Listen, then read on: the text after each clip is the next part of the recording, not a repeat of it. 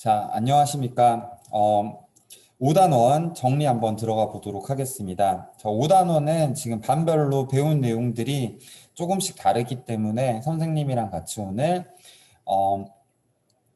101조까지 어떤 내용들이 있었는지 한번 정리를 해보고, 먼저 공부한 반 같은 경우에는 복습하는 차원으로 생각을 해주시고, 아직 101조까지 진도가 나가지 않은 반은 오늘 설명 들으면서 내용 이해하시고 문제풀이 하시고 수학 익힘책 정리까지 해주시면 되시겠습니다. 자, 이번 단원 들어와서 여러분들 원주율에 대해서 공부했을 겁니다. 이 원주율은 원의 지름에 대한 원주의 비율이었습니다. 쉽게 얘기하면은 비율이고, 지름을 기준양으로 잡았을 때 이제 원주를 비교하는 양으로 두게 되면은 나오는 것이 원주율인 겁니다. 자, 요거를 하게 되면 3.14, 1592 뭐 이런 식으로 쭉 나간다고 하고, 이제 지름이 1이라고 할 때 원주가 그 정도 된다라는 얘기라고 이해하시면 되시겠습니다. 자, 보통 이제 이렇게 길게 적기가 힘들기 때문에 여러분들 수학 책에서는 3.14 혹은 3.1 또는 3 이런 방식으로 제시가 되기도 합니다. 이제 중고등학교 가면은 이걸 숫자로 계산하기보다는 기호로 계산을 할 거기 때문에 계산 과정에서 복잡한 것들은 최대한 간소화시키기 위해서 선생님들, 그 다음에 교육부에서 고민을 한 거라고 할 수가 있겠죠. 자, 이 방법을 이용을 하게 되면은 여러분들이 원의 둘레를 구하는 방법을 쉽게 이해를 할 수가 있습니다. 자, 원주율이 3.14다라고 생각을 하고 보시면은 원주와 지름이 3.14 대 1이다 라고 이해가 되시겠죠. 자, 그러면은 이걸로 비례식을 한번 세워보게 되면은, 자, 원가 한번 보시죠. 원가의 지름은 5입니다. 그러면은 이 5는 지름에 해당되기 때문에 후항으로 넣어가지고 뒤에다 넣어주시면은 원주를 알 수가 있겠죠.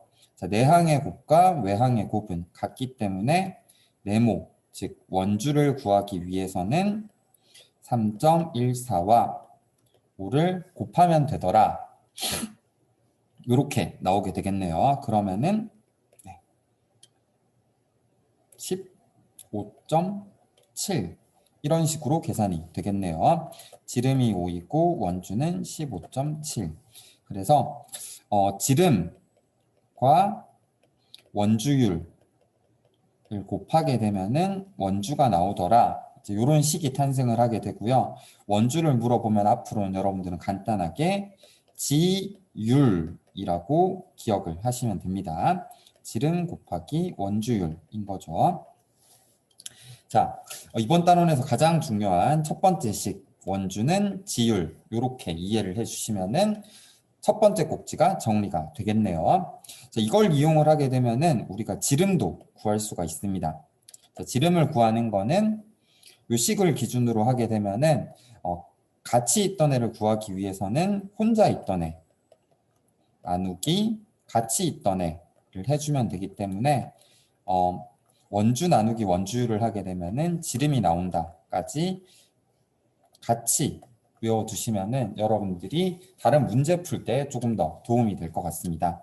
자, 그러면은 6칸 여러분들 교과서에서 아마 다 채우셨죠? 네, 같이 한번 해볼게요. 지름이 10인 경우에는 10 곱하기 3.14를 해서 31.4가 나올 거고요. 지름이 20인 경우에는 20 곱하기 3.14를 해서 62.8 이렇게 계산이 나오게 되시겠네요. 자, 이어서 여러분들 교과서 98쪽으로 한번 들어가 보도록 합시다. 자, 원의 넓이를 처음 구할 때는 바로 구할 수가 없기 때문에 어림에서 먼저 구해보게 됩니다.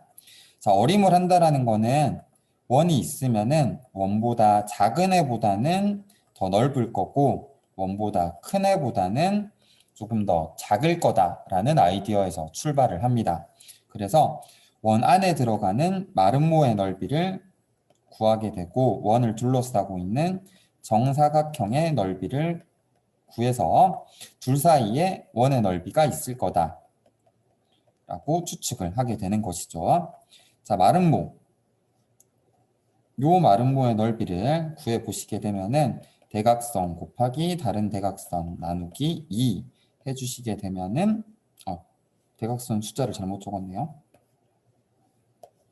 네, 대각선 곱하기 대각선 나누기 2 해주시게 되면은 400 나누기 2이기 때문에 200 정도가 나오게 될 거고요. 정사각형 넓이, 이 정사각형 넓이를 구해주시게 되면은 가로 곱하기 세로 해주시게 돼서 400 나오게 되겠죠. 자, 그럼 원넓이는 200보다는 클 거고 400보다는 작을 거다라는 걸 알 수가 있겠네요.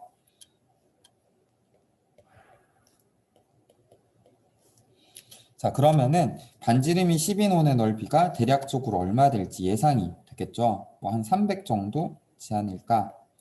이렇게 예상을 해볼 수가 있겠네요. 약 예상이니까 약이라는 말도 적어주면 더 좋겠죠. 자, 이런 식으로 원의 넓이를 어림을 해보게 되는데 이제 어림에서 정확하게 구하는 방법이 100쪽에 제시가 되게 됩니다. 자, 일단 어림에서는 기본적인 아이디어는 더 작은 애보다는 크고 그 다음 이걸 넘어가는 큰 애보다는 작다. 요 방법으로 어림을 한다라는 거를 꼭 기억해 주셔야 됩니다. 자, 원의 넓이를 구하는 방법은 이렇습니다. 자, 요거 안 한 친구들은 꼭 준비물 5를 뜯어가지고 스티커를 이용해서 원을 우리가 그동안 도형의 넓이를 구했던 것 중에서 가장 기본으로 이용했던 직사각형 모양으로 바꾸는 과정을 꼭 하시기를 추천드립니다. 이 그림의 내용이 무슨 소린지를 이해를 못하게 되면은 중학교, 고등학교 가서도 계속 헷갈릴 수가 있기 때문에 직접 여러분들이 스티커를 통해서 원이 직사각형으로 어떻게 바뀌는지를 한번 만지면서 이해해 보시는 과정이 꼭 필요합니다. 자, 원을 반 잘라서 쉽게 얘기해서 여러분들 피자 생각해 보시면 돼요. 자, 피자 조각이 이렇게 있을 때 얘를 위에서 먼저 요렇게 감싸고 나머지 부분을 아래쪽 피자를 이용해서 이렇게 채워주시게 되면은 지금 만들어진 모양이 평행사변형 모양에 가깝게 됩니다. 자, 얘를 조금 더 잘게,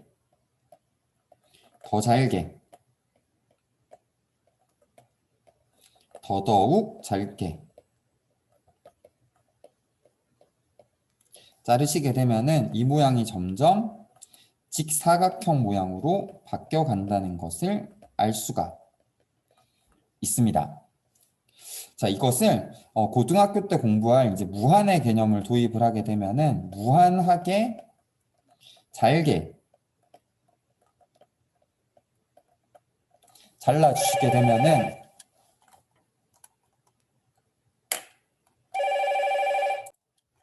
네, 더더욱 잘게 잘라서 이제 무한하게 자르게 되면은 여기에 있었던 이 울퉁불퉁한 느낌들이 점점 더 평평하게 바뀌어가는 것을 알 수가 있습니다. 그래서 무한하게 하게 되면은 이것이 실제로 이렇게 울퉁불퉁하게 작성이 되는 것이 아니라 직선에 가깝게 점점 더 직선으로 바뀌게 되는 겁니다. 그리고 마찬가지로 여기 같은 경우도 지금 직각이라고 보기에는 조금 무리가 있는데요. 네, 이 각도조차도 무한하게 자르면 자를수록 90도에 근접하게 됩니다.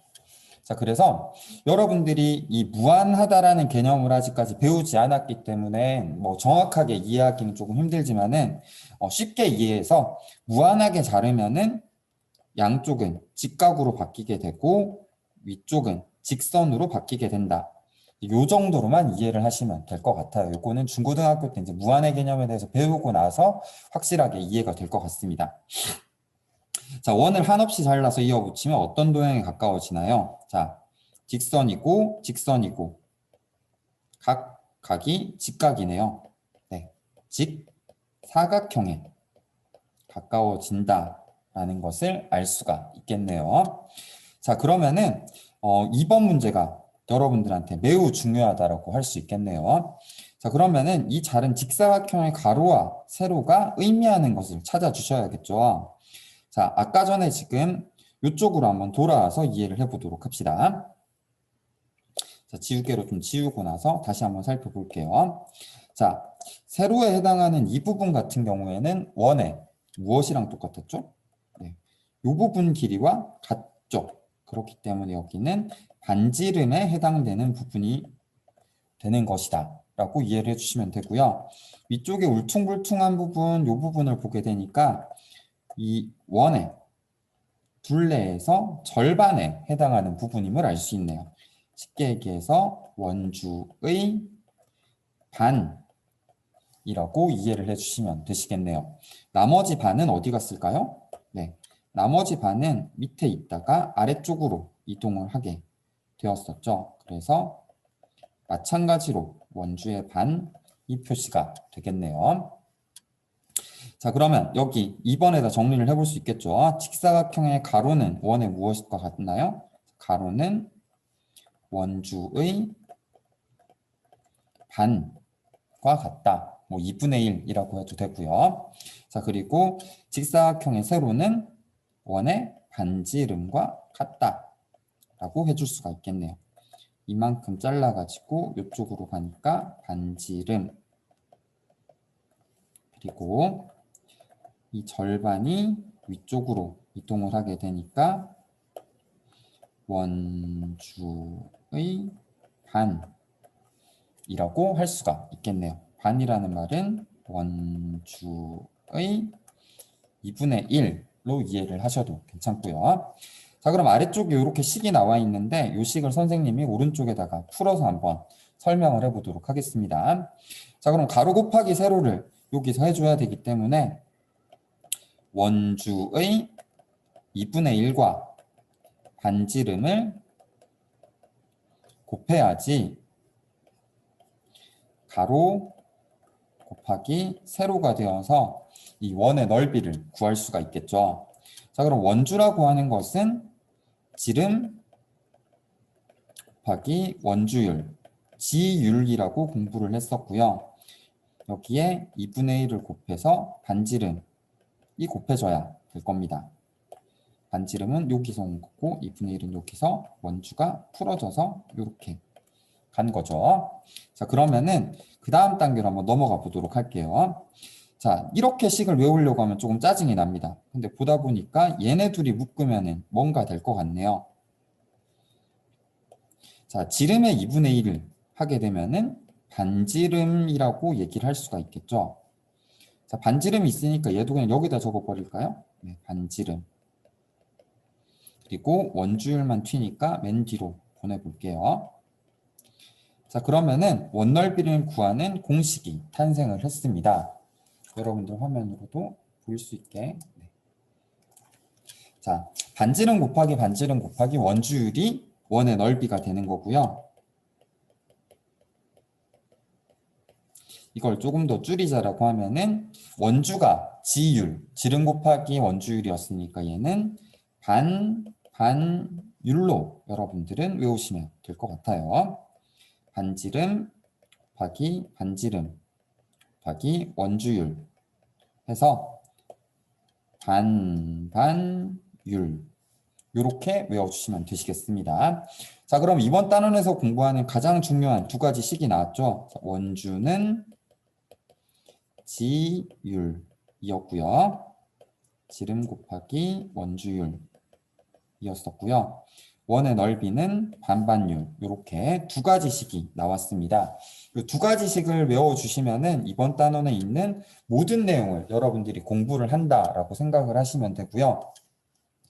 원의 넓이가 어떻게 나왔는지 이 원을 썰어가지고 만드는 그 준비물 5로 여러분들이 스티커로 활동한 이 내용이 가장 중요하다라고 할 수가 있겠습니다. 자, 되셨죠? 자, 그러면은 여러분들 그 다음 시간에는 뒤에 있는 여러 가지 원의 넓이를 구해 볼 겁니다. 그래서 반별로 진도가 조금씩 다르기 때문에 수학 익힘책 덜 푼 친구들이 있을 것 같아요. 그리고 진도를 나갔다 하더라도 수학 익힘책이 안 풀어져 있는 친구들이 있을 수 있으니까 앞쪽부터 5단원에서 수학 익힘책 71쪽까지 안 된 부분 없도록 직접 다 풀어보시고요. 여기 푼 부분들은 뒤에 수익 정답지가 있으니까 그 정답지 보시고 채점까지 해보시고 도무지 이해 안 가는 부분이 있으시면은 댓글로 남겨주시게 되면은 담임 선생님께서 친절히 설명을 해주실 겁니다.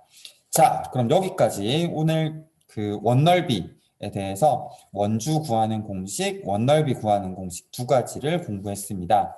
확실하게 이해하시고 수학 익힘책 71쪽까지 덜 된 부분 없이 확인하시고 오늘 수학은 여기까지 정리하시면 될 것 같습니다. 다음 시간에는 여러 가지 원넓이를 구하는 방법에 대해서 공부해 보도록 하겠습니다. 고생하셨습니다. 다음 시간에 보도록 합시다.